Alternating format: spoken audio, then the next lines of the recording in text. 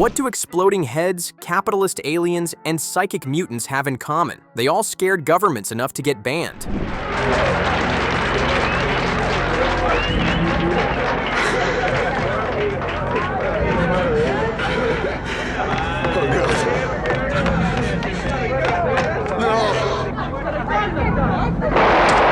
The 1980s weren't just about neon lights and cheesy synths, they were a time when sci-fi went rogue. Filmmakers pushed limits, confronting government corruption, media brainwashing, and societal collapse. And in doing so, some crossed lines that got them banned, blacklisted, or buried. From blood-soaked animation to VR nightmares, these movies weren't just ahead of their time, they terrified the people in power. Here are the 10 most controversial 80s sci-fi movies the world tried to erase.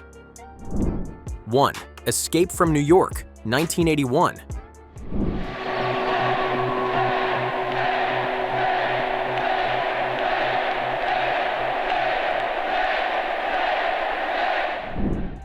Manhattan, not as the Big Apple, but as one giant festering prison. Yeah, that's the bonkers setup for Escape from New York. John Carpenter wasn't messing around. He held up a cracked mirror to America and said, "Look familiar?" The movie's so raw, so jaded, that the Eastern Bloc countries straight up freaked out and slapped a ban on it.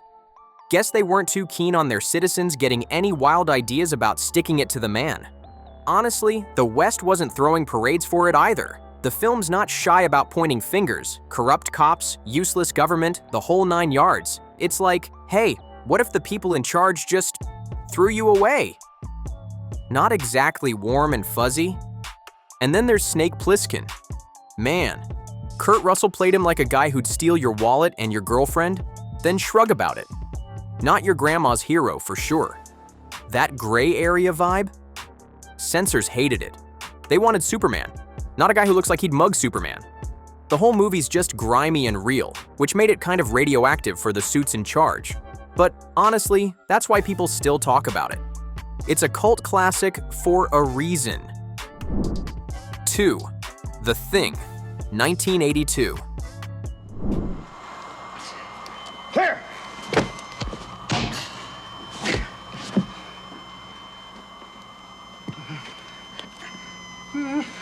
Clear! Clear.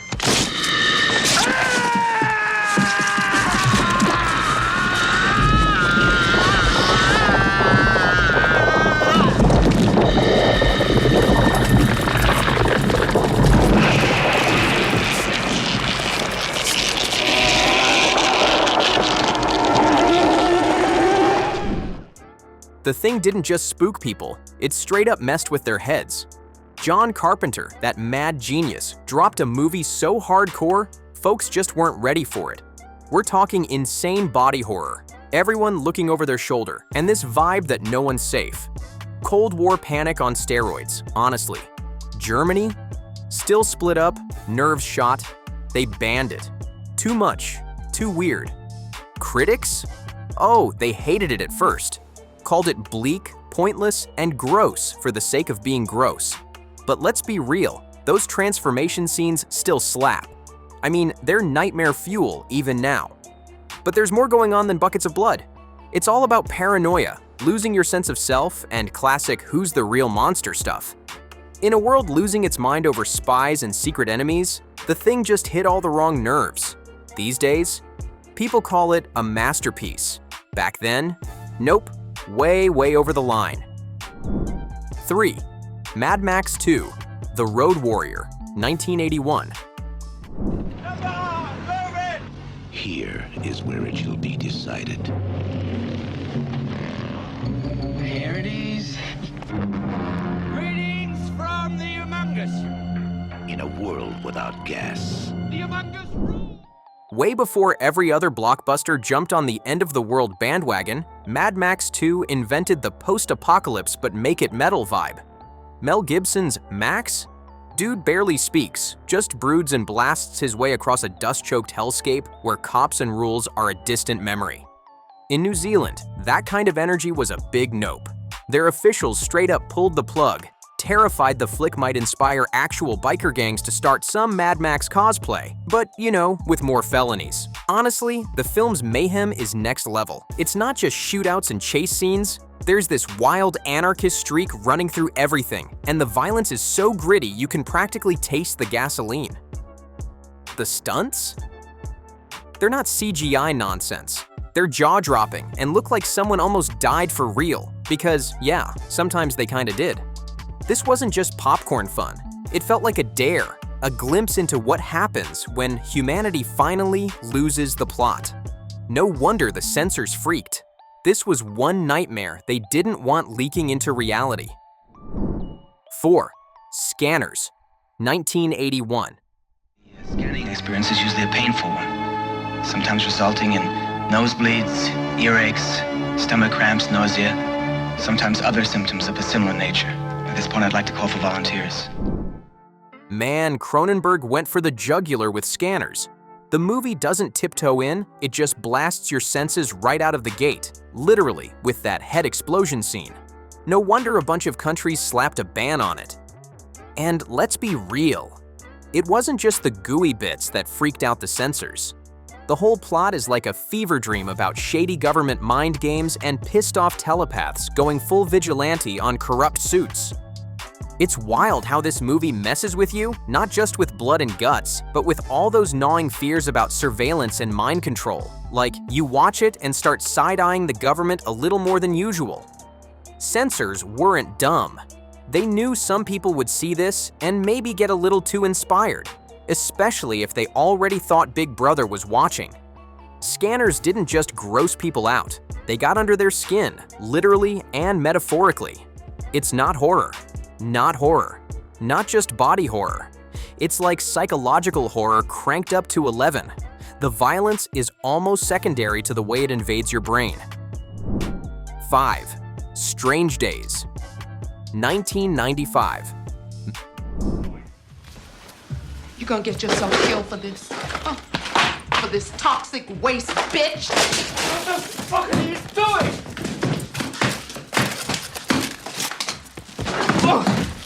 This is your life! Right here, right now! It's real time! You hear me? Real time! Time to get real, not playback. You understand? Man, Strange Days is such a wild ride, dropped in 95, but honestly, it reeks of late 80s tech paranoia. Like, you can just smell that old school cyber angst all over it. James Cameron had his fingerprints on the script, so of course, it goes hard into the freaky side of virtual reality. Way before we were all glued to our phones and doom-scrolling Twitter, this movie was already asking, hey, what if tech just totally messed us up? Why did it freak people out? Pretty much everything. The movie's got racial violence, dirty cops, VR-fueled, ace yourself. A VR-fueled assault scene that's just gnarly. Australia straight up banned it, and other places hacked it to pieces. The whole message is basically, surprise, technology isn't your buddy. It's gonna chew you up and spit you out. I mean, these heaters were when folks were still shook from riots and everyone was side-eyeing Big Brother. No wonder it was too much. It's kind of scary how spot on it was too. Everyone's numb to pain, glued to a screen, and more into watching horror than stopping it. Ring any bells? Yeah, I thought so. 6th, Akira, 1988. Neo Tokyo is about to explode.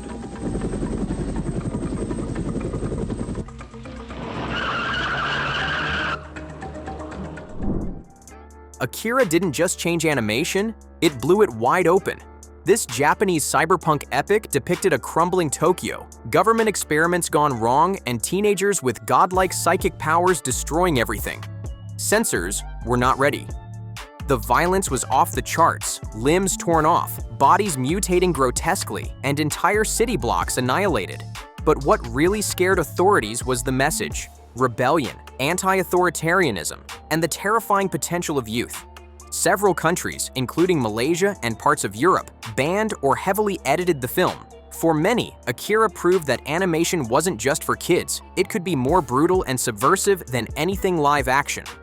And it paved the way for an entirely new era of sci-fi storytelling. 7.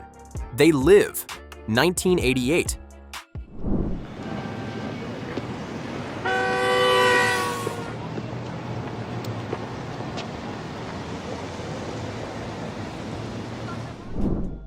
What if your entire life was a lie, manipulated by hidden overlords using advertising and media to keep you asleep? That's the premise of They Live, another John Carpenter classic that went straight for the throat of consumerism. It follows a drifter who puts on special sunglasses and sees the truth. Billboards saying, "Obey," politicians revealed as aliens, and the wealthy being not of this earth. Yeah, the establishment didn't love that.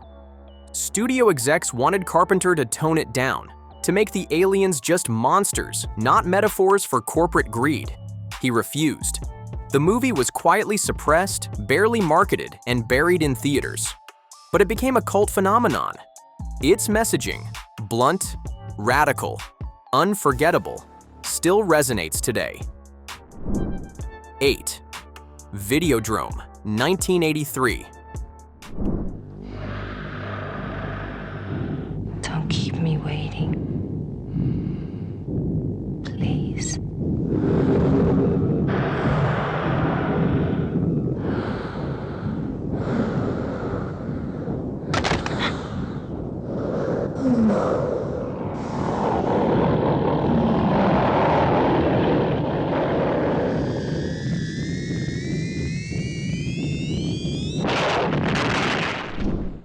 In Videodrome, watching TV doesn't just rot your brain, it rewires it. Another Cronenberg shocker.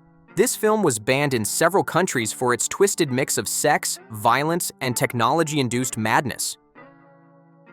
James Woods plays a sleazy cable TV exec who discovers a mysterious signal that causes hallucinations, body mutations, and eventually total mental collapse. Sound wild? It is. And it terrified regulators. They feared its message, that the media wasn't just entertainment, it was weaponized. A tool to control minds, alter reality, and destroy identity. And that was in the 80s, before smartphones, social media, and streaming. Videodrome wasn't just ahead of its time, it was a warning we're still ignoring. 9. A Clockwork Orange. And we sat in the Korova milk bar trying to make up our razoo docs what to do with the evening. Technically released in the 70s, A Clockwork Orange caused so much chaos that it was banned throughout the 80s in multiple countries. Stanley Kubrick's brutal satire on crime and rehabilitation was pulled from UK theaters after a wave of copycat violence. Its images of gang rape, ultraviolence, and psychological torture were too much for audiences, and even for Kubrick himself, who requested it be withdrawn. South Africa, Ireland, and Singapore all banned it, and not just for the violence. The film's core message, that the state has no right to fix our morality, was deeply unsettling. It showed a future where free will is replaced by forced obedience, and that scared governments more than the violence ever could. 10. Brazil, 1985. Bureaucracy as tyranny. Is your mother about to do? Terry Gilliam's Brazil is a dark comedy wrapped in dystopian horror. Think Orwell's 1984, but even more absurd and more terrifying. It portrays a world where paperwork kills, mistakes are fatal, and rebellion is crushed by mindless routine. Universal Pictures almost didn't release it. They hated Gilliam's ending and tried to force a happier version. Gilliam went rogue, screened the original cut for critics, and the backlash forced the studio to cave. In other countries, it was banned or heavily edited for its depictions of torture, government incompetence, and anti-capitalist satire. But its vision of a bloated, blind bureaucracy still feels all too real. These films weren't banned just for gore. They were silenced for exposing the truth. And truth doesn't stay buried. If you found this eye-opening, make sure to like, share, and subscribe for more untold stories and banned brilliance. Hit the bell icon so you never miss what they tried to hide.